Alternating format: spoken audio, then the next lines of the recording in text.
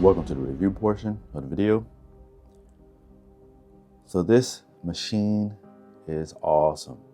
Awesome. I had a wonderful time building it. There was only one tricky section, and it was due to the instruction booklet, and I'll point that out in a bit, but it was in section, step 359, I believe, where it was a little bit of confusion, but we'll get to that in a bit. Otherwise, this thing is gorgeous. Let me spin it around here. The front end, those winglets, the massive tires and wheels. I mean, you can kind of see it compared to my hand. It's quite big. Just a wonderful details. The exhaust side, Ducati sign.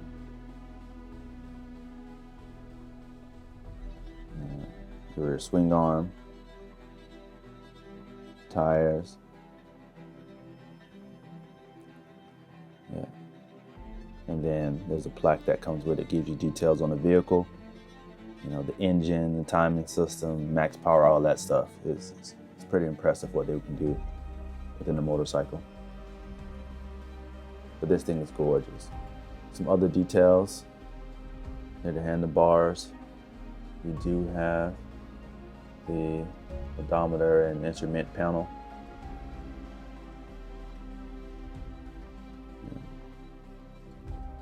And when the wheels are rolling, you have the working gears, and this is actually a working transmission. And you can see the pistons move up and down in that V4 engine, and the transmission actually works. So here, oh, did you hear that? All right, so first gear, and you can see some of the resistance. Right. And this is neutral, and you see the wheel just spins freely. The second gear, and then lastly third gear.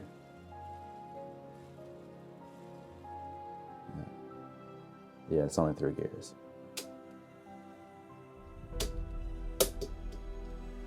Yeah, first gear and neutral. Yeah.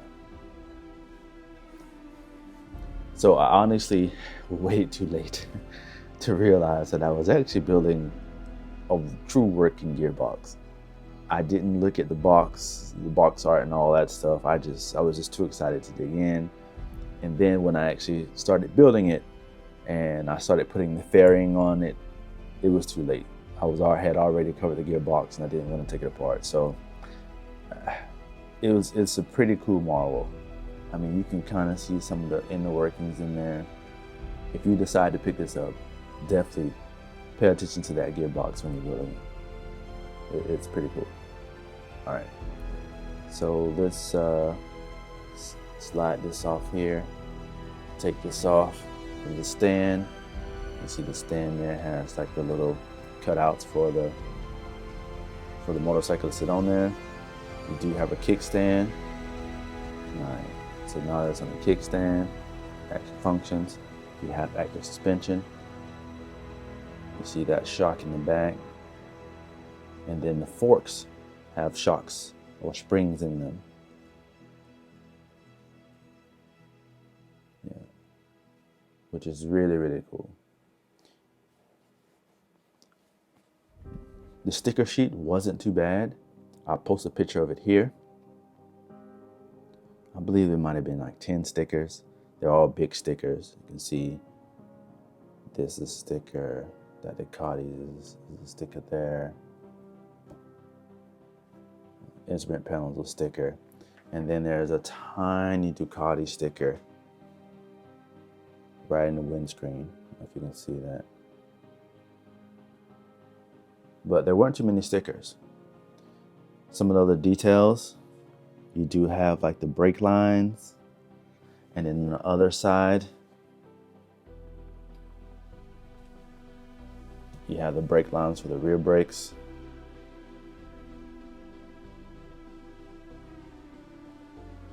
Yeah, just the detail on this thing is amazing. Exhaust, the Ducati sign. It's really, really cool. Yeah. A couple of things to note when you're building this thing: be careful when you're putting on these wheels. Now, these wheels, the actual wheels themselves, they're the same size front and back. The tire sizes are different. So you put on a larger tire in the back than in the front, width-wise. However, pay close attention to the direction of these wheels, because I've actually had to, luckily I wasn't too far in the process of building this rear swing arm when I noticed that I had it on backwards. I caught it in the pictures. So I actually had to pull this out, pop off the rim and the tire, pop off the tire, switch the rim, rotate the rim, and put the tire back on. But that's just something to note, that you just have to be careful. Yeah. The other good thing that I liked about this set was the amount of pieces they put in the bag. When I'm building, I usually use this little tin tray that I got from Lego. And as you can see, it's not very big. It doesn't hold that many pieces. So a lot of time when it's larger sets, they just stuff these bags to the brim. And the pieces are overflowing. I have to put some to the side.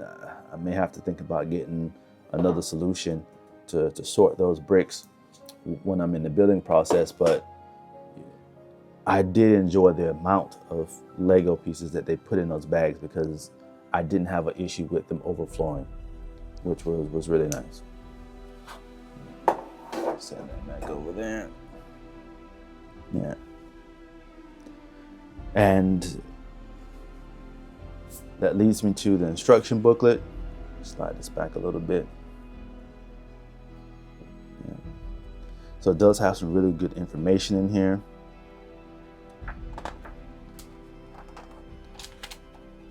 The first few pages gives you an image of the actual Panigale V4 S versus the Lego version, which is 1/5 scale, which is really big.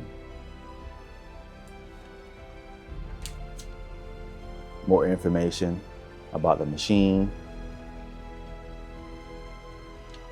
the race to drive, yada, yada, yada. And then the Panigale history, which was quite neat.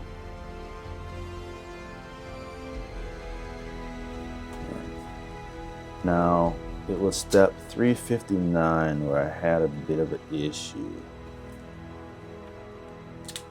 And it was put issue with was, oh, here it is. Sorry, I was the wrong page. So 359 was the page I was talking about, of where to put it. And there's a black section up under here where you don't know where to put this piece here. And luckily, I guess, and decided to put it in the red. And this red, I think it's a 7-hole piece. And I guess, and just put it in there, and luckily it worked out. But just be cautious of this. And that was the only confusing part of this entire build. Otherwise, it was straightforward. I enjoyed it, but be cautious of that. Yeah. And I used the Builders app to build this wonderful machine. Unfortunately, it does not have the 3D version instructions for this build, and basically it's just a booklet, this instruction booklet on the tablet. I use it because it takes less space when I'm building, because I can set it right up against my computer monitor and kind of build that way instead of flipping through pages, and my desk isn't that big. So that's also an option if you want to use something that takes up a little bit less space. So the other thing about the vehicle is that the handlebars actually do function.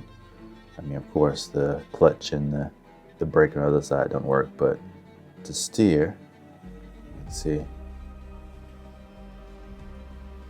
it's about in line with a true motorcycle scale-wise. But yeah.